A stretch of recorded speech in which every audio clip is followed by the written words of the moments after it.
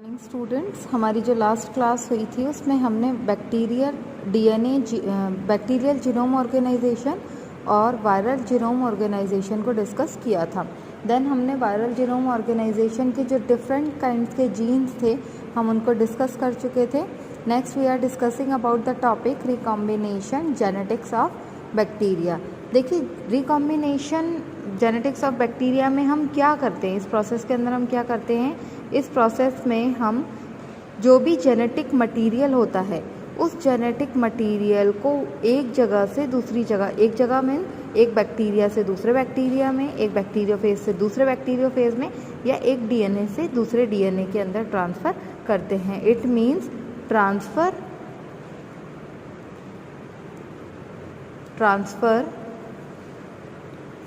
Of genetic material from one to another। हम एक जगह से दूसरी जगह पर, एक से दूसरे की तरफ हम इस जेनेटिक मटेरियल को ट्रांसफ़र करते हैं। रिकॉम्बिनेंट टेक्निक में हम देखिए, जैसे यहाँ पर हम जो बैक्टीरियल सेल की बात करते हैं कि यहाँ एक बैक्टीरियल सेल होती है जिसमें एक वेक्टर प्रेजेंट होता है जो कि प्लाज्मिड डीएनए कहलाता है।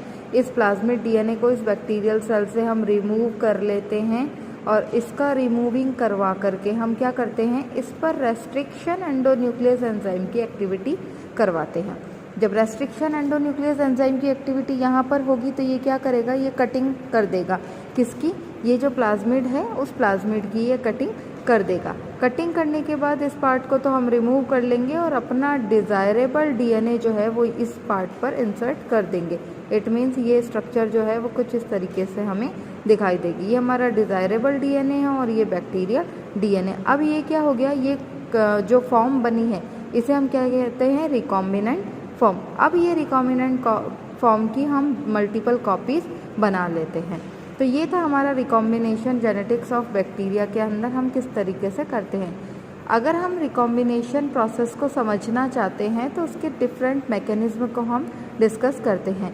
तो 3 स्टेप्स जो हैं वो इन्वॉल्व होते हैं, 3 मैकेनिज्म जो होते हैं वो इन्वॉल्व होते हैं इन किसके लिए, रिकॉम्बिनेशन जेनेटिक्स को पढ़ने के लिए या उसको समझने के लिए। फर्स्ट है ट्रांसफॉर्मेशन, देन सेकंड है ट्रांसडक्शन और थर्ड है कॉन्जुगेशन। ये तीनों अपने फर्स्ट ईयर में जो हम वायरस की स्टडी कर रहे थे उस वायरस के अंदर हमने आपको पढ़ाया था, वायरस बैक्टीरिया के केस में बैक्टीरियोफेज के अंदर, और हमने लाइटिक साइकिल, लाइसोजेनिक साइकिल भी उसी में डिस्कस किया था।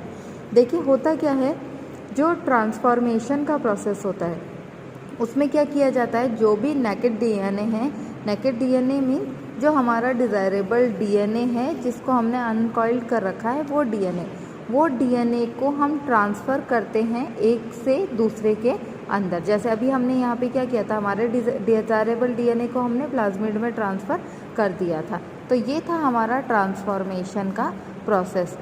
देन ट्रांसडक्शन की प्रोसेस में हम क्या करते हैं, ट्रांसडक्शन की प्रोसेस में हम एक बैक्टीरियोफेज को इंक्लूड करते हैं। और व्हाट इज़ बैक्टीरियोफेज, ऐसा वायरस जो बैक्टीरिया को इन्फेक्टेड कर देता है। तो हम बैक्टीरियोफेज की हेल्प से ट्रांसडक्शन की प्रोसेस को समझते हैं, जो कि लाइटिक साइकिल और लाइसोजेनिक साइकिल में ये हम इसको आपको समझाएंगे। देन लास्ट प्रोसेस मैकेनिज्म जो है वो है हमारा कॉन्जुगेशन का। और कॉन्जुगेशन में क्या होता है, डोनर जो हमारा होता है डोनर सेल और एक होती है रेसिपिएंट सेल। तो डोनर सेल और रेसिपिएंट सेल के बीच में क्या होती है, एक ट्यूब का फॉर्मेशन हो जाता है और उस ट्यूब को हम क्या कहते हैं, कॉन्जुगेशन ट्यूब। और इस कॉन्जुगेशन ट्यूब के थ्रू डीएनए मटेरियल या जेनेटिक मटेरियल जो है वो एक से दूसरे में ट्रांसफ़र होता है।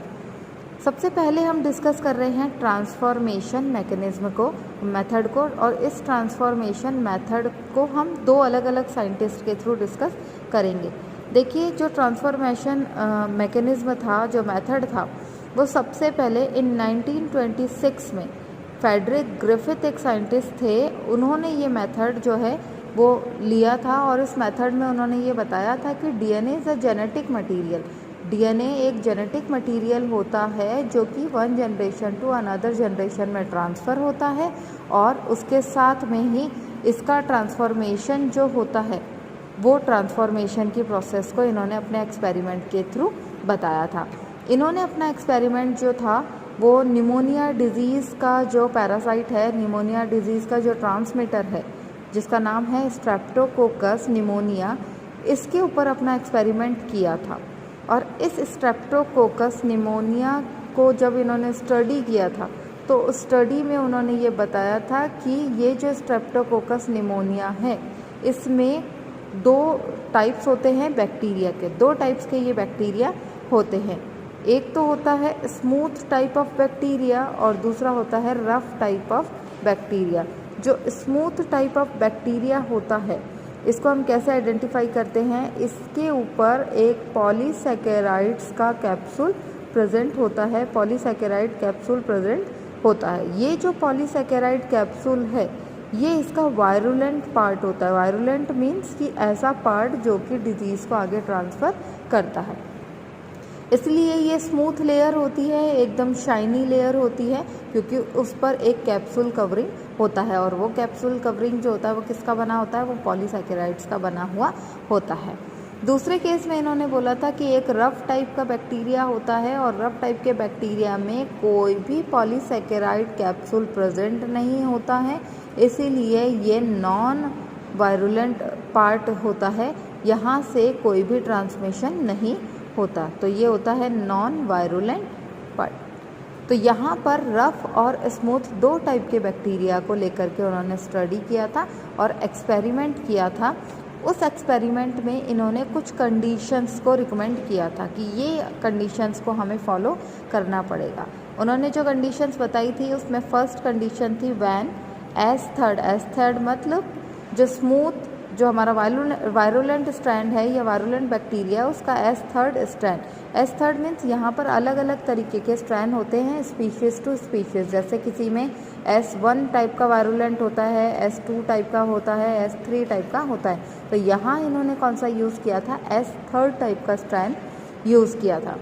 तो when S3 strand are inject in mice, जब माइस में इंजेक्ट किया जाता है, अंदर डाला जाता है माइस के इंजेक्ट सिरिंज के थ्रू, तो जो निमोनिया डिजीज़ जो है वो एक्सप्रेस होती है, उसके सिम्टम्स शो होते हैं और उनके सिम्टम्स शो होने के कारण उस माइस का क्या हो जाता है, डेथ हो जाता है। वो तो सिंपल सा है, क्यों, क्योंकि वायरुलेंट पार्टिकल्स अगर हम किसी में इंसर्ट करेंगे तो उसका डेथ निश्चित होगा। देन उन्होंने सेकंड कंडीशन रखा when are second means rough type of strand जो थे जिनमें पॉलीसैकेराइड कैप्सूल एब्सेंट था और वो नॉन वायरुलेंट पार्ट था। तो यहाँ पर जब उन्होंने आर सेकंड स्ट्रैंड को माइस के अंदर इंजेक्ट किया था तो यहाँ पर क्योंकि निमोनिया के सिम्टम्स जो थे वो शो नहीं हुए थे, निमोनिया क्योंकि ये नॉन वायरुलेंट था, तो यहाँ पर जो माइस था उसकी डेथ नहीं हुई थी और वो लिविंग फॉर्म में ही रहा था। देन उन्होंने क्या किया, जो ये S3 स्ट्रैंड था इस वायरुलेंट पार्टिकल्स को, इस वायरुलेंट फ्लूइड को उन्होंने गर्म किया। उसको जब उन्होंने गर्म किया तो वो थर्ड कंडीशन में उन्होंने बताया कि व्हेन S3 स्ट्रैंड हीट, और कितने डिग्री पर टेम्परेचर पर गर्म किया था, 60 डिग्री सेल्सियस टेम्परेचर पर उन्होंने गर्म किया। जब गर्म किया है तो क्या हुआ, जो उसका वायरुलेंट पार्टिकल्स थे वो थोड़े टाइम के लिए इनएक्टिव हो गए। इनएक्टिव हुए हैं तो इन्होंने जब इसे माइस में इंजेक्ट किया, इंजेक्ट इन माइस, तो there are no symptoms are found in, जो भी माइस था उसके अंदर निमोनिया के सिम्टम्स फाउंड नहीं हुए। तो वो किस कंडीशन में रहेगा, वो फिर लिविंग फॉर्म में रहा। देन इन्होंने फोर्थ कंडीशन, एक स्पेसिफिक कंडीशन बताई कि जब आर सेकंड स्ट्रैंड जो यूज़ किया है उसको हमने लिया और जो 60 डिग्री सेल्सियस टेम्परेचर पर हमने हीट किया है S3 स्ट्रैंड को, इन दोनों को मिक्सचर कर लिया, इन दोनों को मिक्स किया और मिक्स करने के बाद जब माइस में इंजेक्ट किया तो फिर निमोनिया का सिम्टम्स जो है वो शो हुआ है और उस माइस की डेथ हो गई है। इस कंप्लीट एक्सपेरिमेंट में उन्होंने ये बताया कि यहाँ पर जो ट्रांसफॉर्मेशन हुआ है in the presence of S3 strand, मतलब वायरुलेंट पार्टिकल्स जो कि हीटेड फॉर्म में थे वो कुछ टाइम के लिए ही इनएक्टिव हुए थे। जैसे ही उसको R सेकंड के साथ मिक्स किया तो ये R सेकंड का ट्रांसफॉर्मेशन हो गया है वायरुलेंट पार्टिकल्स के साथ में। इसीलिए जब हमने उसको इंजेक्ट किया था तो उस माइस का डेथ हो गया। तो ये था हमारा फेडरिक ने जो ट्रांसफॉर्मेशन का एक्सपेरिमेंट किया था उसका। फिर उसके बाद में ये जो ट्रांसफॉर्मेशन का मैकेनिज़्म हुआ कि एक डीएनए का जो स्ट्रैंड था या एक बैक्टीरिया का स्ट्रैंड किसी और बैक्टीरिया के अंदर ट्रांसफ़र करने पर किस तरीके से चेंज हुआ है, उसका ट्रांसफॉर्मेशन किस तरीके से हुआ है, उसके मैकेनिज़्म को समझाने के लिए दो साइंटिस्ट थे, नोटानी एंड सेटलॉ। इन्होंने 1974 के अंदर अपना एक्सपेरिमेंट दिया था और उन्होंने अपना एक्सपेरिमेंट जो था वो स्ट्रेप्टोकोकस पर ही दिया और उन्होंने ये बताया कि स्ट्रेप्टोकोकस में डीएनए का किस तरीके से ट्रांसफॉर्मेशन होता है, एक्टिव डीएनए का।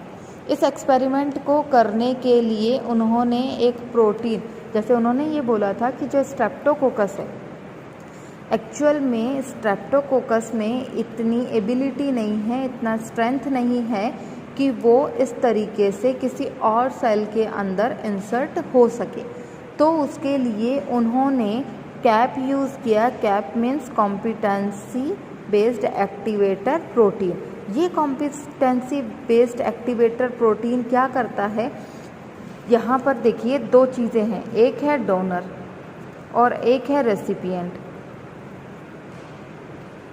तो डोनर और रेसिपिएंट के बीच में यहाँ तक जो डोनर है, जैसे मान लीजिए हम यहाँ स्ट्रेप्टोकोकस का एग्जांपल ले रहे थे, स्ट्रेप्टोकोकस का जो डीएनए है हमको रेसिपिएंट के पास में ट्रांसफ़र करवाना है।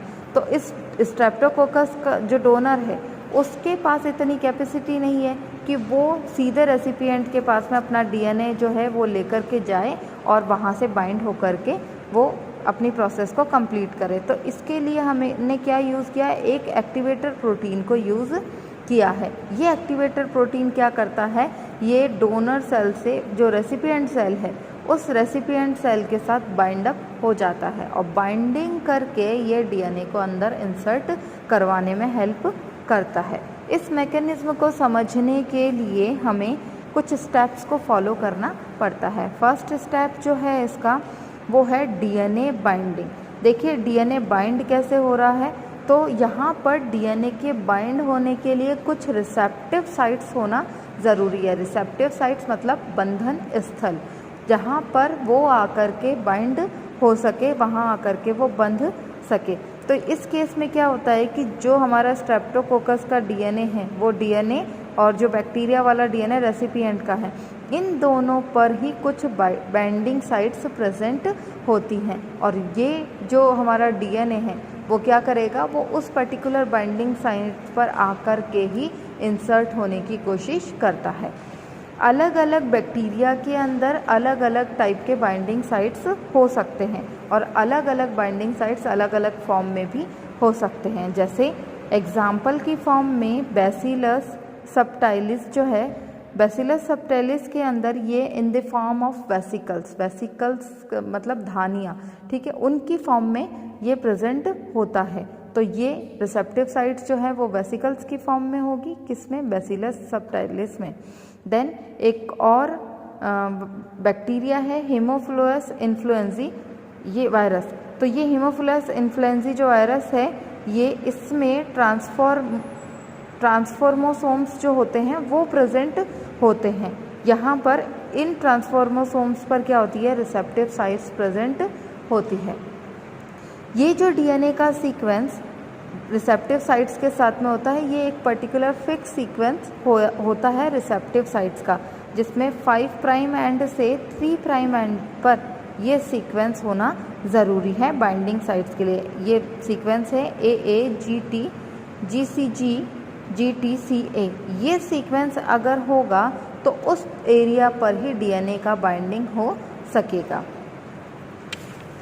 इसके साथ ये तो था हमारा फर्स्ट डीएनए बाइंडिंग साइट्स है। देन सेकंड है हमारा पेनिट्रेशन।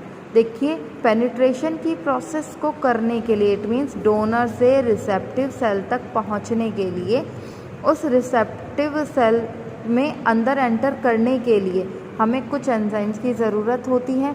पहले हम इस डायग्राम से समझते हैं, देन हम इन स्टेप्स को समझ पाएंगे। ये है हमारा रिसेप्टर सेल, ठीक है। जो हमारा रिसेप्टर सेल है, इसका मतलब है कि ये हमारी ग्राही कोशिका है और बाहर वाली सेल से हम डीएनए को अंदर इंसर्ट करवा रहे हैं। किस केस में? स्ट्रेप्टोकोकस के केस में, इस स्ट्रेप्टोकोकस के केस में। तो ये हमारा रेसिपिएंट सेल है, इससे बाहर वाला हमारा जो इन विट्रो कंडीशन में डोनर सेल के साथ डीएनए हम इंसर्ट करवा रहे हैं। जब हम डीएनए इंसर्ट करवा रहे हैं तो डीएनए का अपना फंक्शन है कि वो एक डबल स्ट्रैंडेड फॉर्म में ही होता है। इस डबल स्ट्रैंडेड डीएनए को इस सेल में एंटर होने के लिए अपना अनकॉइलिंग करवाना ज़रूरी है।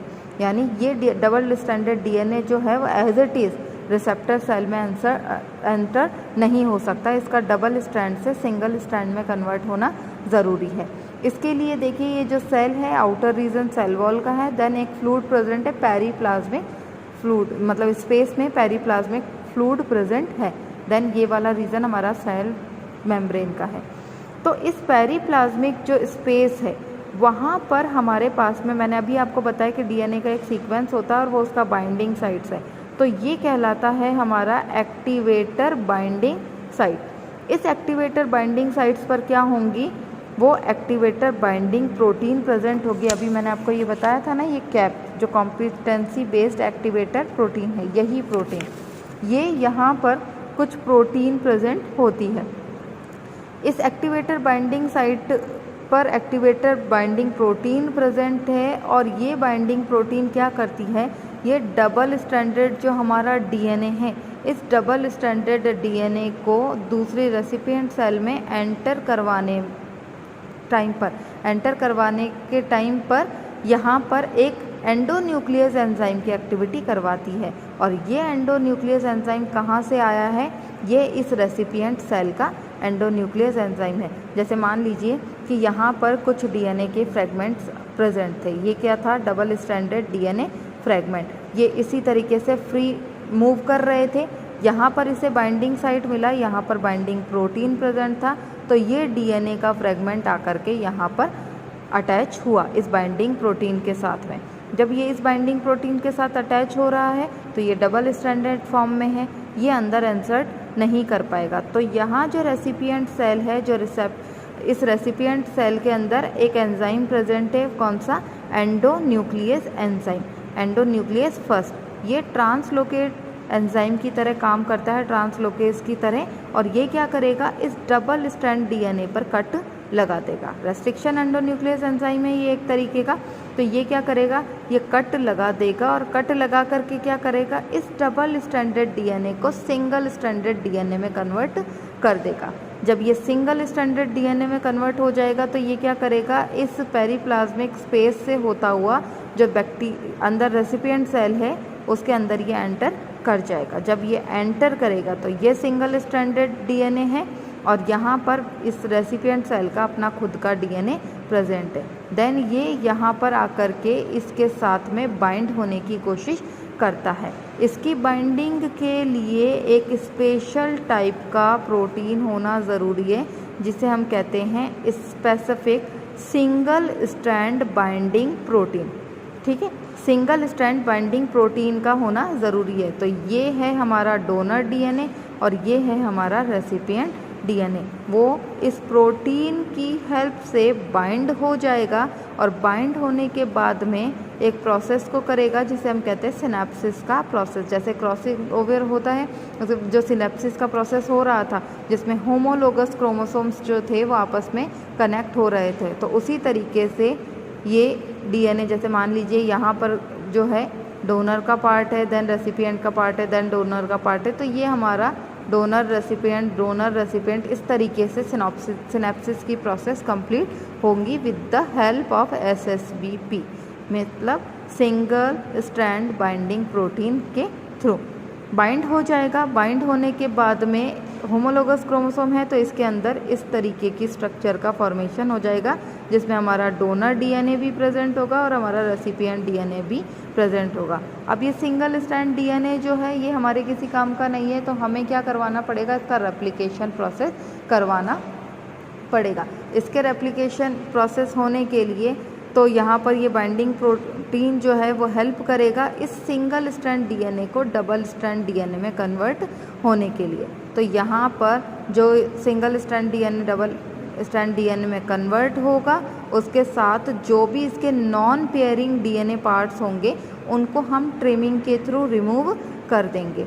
उनको तो हम रिमूव कर देंगे और जहाँ पर पेयरिंग हो गया है वहाँ पर हम डबल स्ट्रैंडेड डीएनए, जैसे आपको याद होगा डीएनए का रेप्लिकेशन का प्रोसेस, ठीक है, इस तरीके से रेप्लिकेशन की प्रोसेस थी और यहाँ पर एसएसबी एक फंक्शन कर रही थी जो कि बाइंड करती हुई जा रही थी, जबकि दूसरे टाइप पर जो था वो ओकाज़ाकी फ्रेगमेंट्स का फॉर्मेशन जो हो रहा था तो वो बाइंड तो हो रहा था लेकिन बीच बीच में कुछ कुछ गैप था जिसे हमने ओकाज़ाकी फ्रेगमेंट कहा था, जिसे हमने क्या करा था लाइगेज एंजाइम के थ्रू ऐड करवा दिया था, जुड़ा दिया था। तो इस तरीके से डीएनए के रेप्लिकेशन की प्रोसेस होती है। सेम वही प्रोसेस यहाँ पर होती है कि यहाँ सिंगल स्ट्रैंडेड बाइंडिंग प्रोटीन्स जो थी वो डोनर और रेसिपिएंट डीएनए को बाइंड कर देती हैं और डबल स्ट्रैंडेड डीएनए का फॉर्मेशन कर देती है।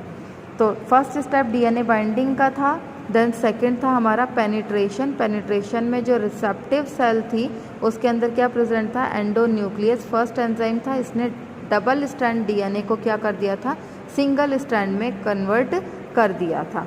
उसके बाद था सिनेप्सिस का प्रोसेस। सिनेप्सिस के प्रोसेस में हमारे पास में क्या प्रेजेंट था, स्पेसिफिक टाइप का single strand binding protein present था। ये स्पेसिफिक टाइप का सिंगल स्ट्रैंड बाइंडिंग प्रोटीन ने क्या किया, यहाँ पर ये बाइंड हो गया है होमोलोगस क्रोमोसोम के साथ में और होमोलोगस क्रोमोसोम के साथ बाइंड होकर के इसने रेप्लिकेशन का प्रोसेस कर लिया। देन इंटरेशन होगा।